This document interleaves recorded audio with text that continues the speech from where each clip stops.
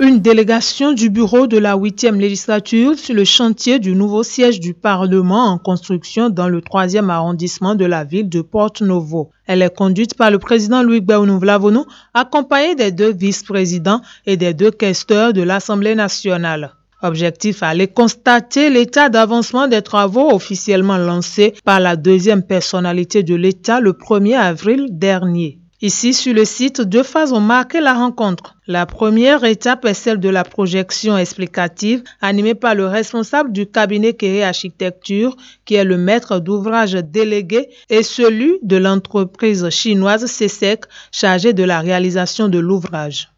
Il reste essentiellement les engins lourds et surtout les grues qui sont déjà arrivés au port de Cotonou, qui seront convoyés sur le site les prochains jours.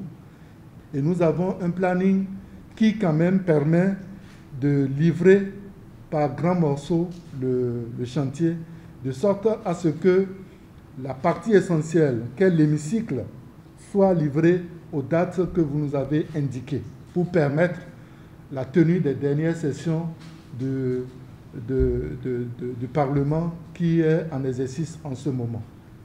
Actuellement, les ouvriers chinois sont arrivés déjà au Bénin. Je vous confirme que l'entreprise envisage bientôt l'exécution à grande envergure dans les prochains mois.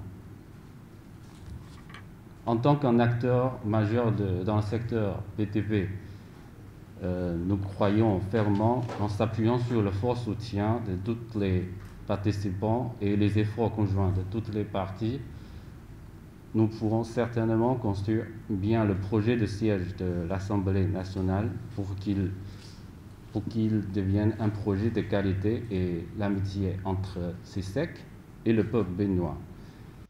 Deuxième étape, descente sur le terrain.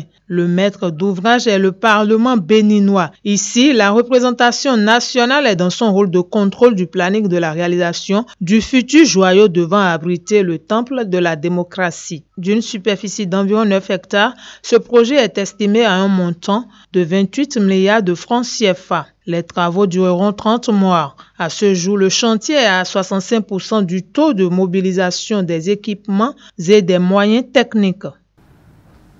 Pour moi, c'est une satisfaction à partir du développement qui a été fait, de la projection qui a été faite par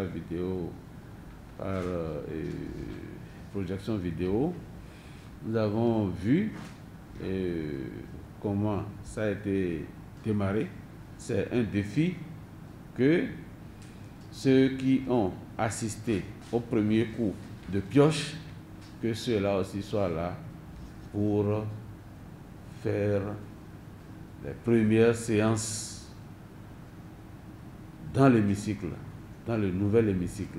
J'estime que nous allons tous ensemble veiller à ce que cela soit une réalité. Les fruits porteront la promesse des fleurs. Déjà fin septembre prochain, le coulage de la fondation du bâtiment principal et l'achèvement de la dalle du rez-de-chaussée et de l'esplanade du dit bâtiment en décembre seront palpables.